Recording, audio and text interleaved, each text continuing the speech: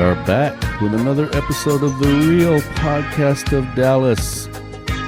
The only podcast made for you and you and you. The only podcast made for the drug-free crowd. Yes, we're the first drug-free podcast. We're the little podcast that could. That's all I ask. Choo-choo. How are you, Cindy? Good. How are you, Leo? Good. It's good to, we're back again. How do you like the time change? It's been okay. It's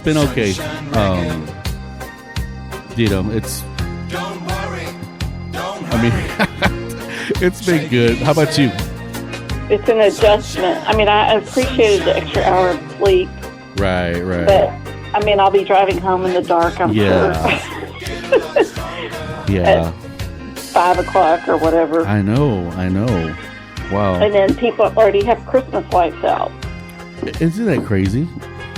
We just passed Halloween, and now they're skipping Thanksgiving and going straight into Christmas.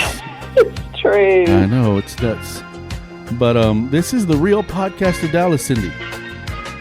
And the Real Podcast of Dallas can be heard where? Where could they hear it, Cindy? Well, iHeartRadio. Yes. Facebook. Yes. YouTube. Yes. And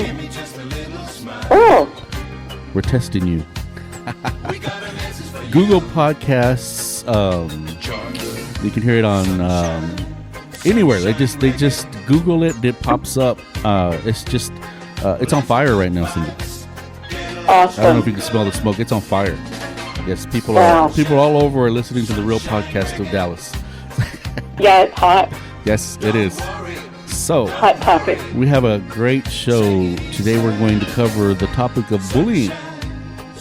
Yes. We will talk about bullying because it's a topic that's very complex because some people believe that bullying is overrated. Defend yourself. It's no big deal. Ignore it.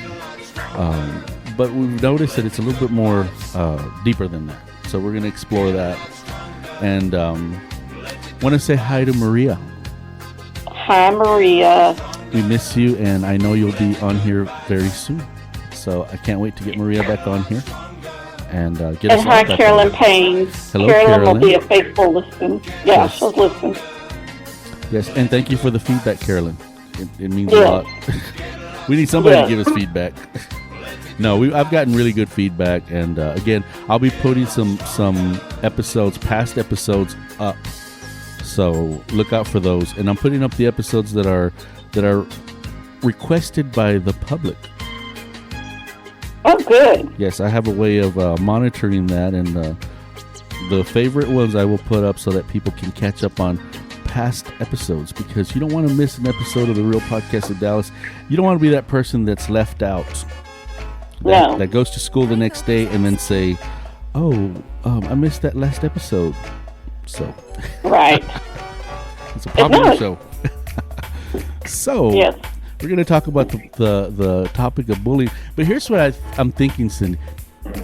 What was bullying like when you were growing up? Did it exist? I remember when the topic was coming up, and I mean topic because at some point in our field, they started paying more attention to it, even though we've experienced it in the past. And then older people and younger people had two different points of view.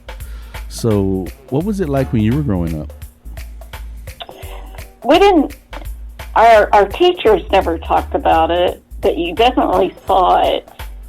And it was just somebody it was always one person that everybody made fun of, and it was usually with taunts and name calling. It wasn't always physical. It was making fun of. It was humiliating a person. But today it's completely different. Right. Because today it's that, but it's also social media, and it just makes the world not feel like a safe place to be. Yeah, and I was very confused when that topic first came up, and I think I was one of those people that was guilty of minimizing the bullying, because as a bully myself in the past. Yes, you were. And I say I bullied the bullies. I would be the one who would defend the kids who were being bullied. So I got really good at defending myself, not just physically but verbally. Being able Right. to outsmart the bully. But it was a different type of bullying, and you said it with social media. I those of us that are older, we're not really on social media the way the kids are, and when I really explored that, I started listening to the kids more about social media and how that impacted them. Now, my adult mind would say, just ignore it. My adult mind would say, don't pay attention. My adult mind would say, well, why are you even, paying attention to it? You're better than that. Well, you shouldn't be on social media anyhow. But I didn't realize the impact, because in their world, everything revolves around social media. Absolutely. From video games to, every aspect. So it was kind of eye-opening for me. Yeah, and then bullying is about dominance and power. Oh. And social media is prime ground for influencing and brainwashing people. It is a brainwashing. I mean, yes. You're telling people what to like and what not to like, who to like and what not, who not to like. Right. What's popular. Right. Wow. And it's a divider. It divides people. Yes. It divides people politically, personally. It's a powerhouse. Yeah. And I think that it can be so destructive. With bad consequences. Yeah. One of the things that stood out to me is that when I started really analyzing it and looking into it, I had to get it out of my head that this is not about you. It's about other people, their experiences. Yeah. And I realized that when we were younger, we would have time off. So you could recoup. You didn't have to go back to the school and see the bully, whether it was on the weekend or summer breaks. And I realized that with social media, you don't get that break. It's constant, and it's 24 hours, 7 days a week. And then other people can get in on it, and so that makes it even more difficult. So a bad comment that's made about you, that's put on social media, it can get out there, and before you know it, the bullying goes to a different level. It's humiliation, and yes, it goes viral, meaning it goes everywhere. Yes. Everybody sees it. It's awful. Yeah, and you said the word humiliation. And people kill themselves because Yes. they're victims of it. And that's the key. That's the word, humiliation, and that's what it is. Shaming you and humiliating you, and the way things are nowadays, there's a lot of that going on. And like you said, just watching a TV show with the way they portray people, that right away puts a stigma. I mean, you may be watching something, you say, wait a second, that's me, and they're making fun of me because I like those things.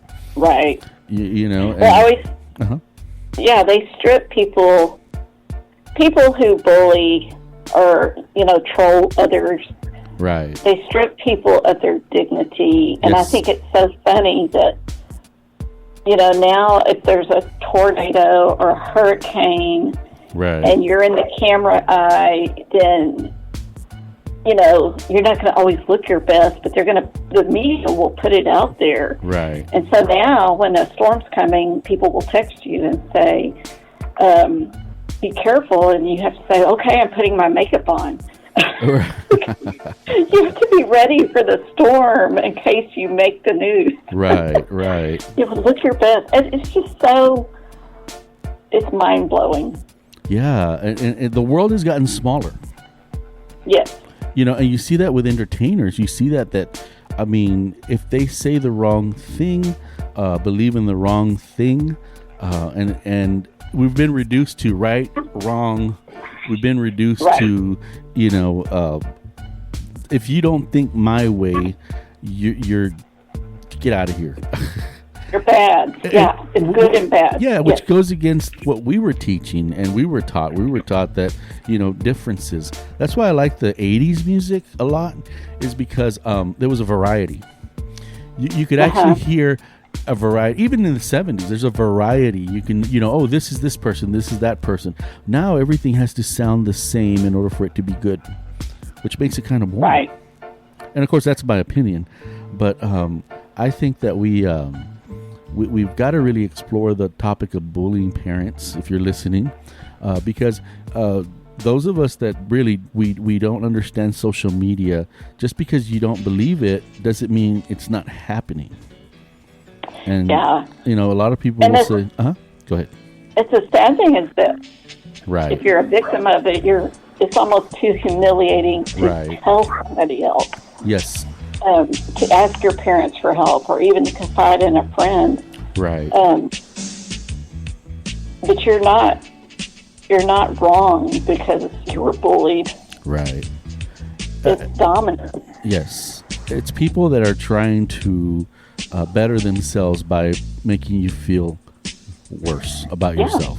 It's people who exactly. Yeah, and sometimes it's people who you know, bullying can be, as we used to say, it was caused by people who didn't feel good about themselves.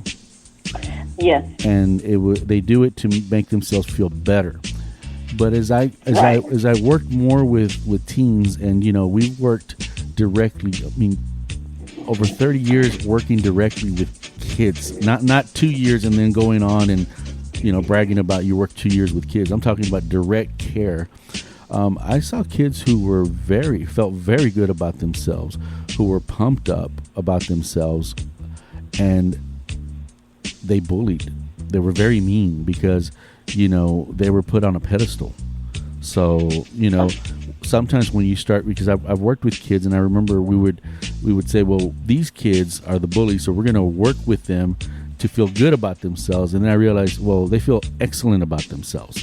They just don't have any empathy for other people.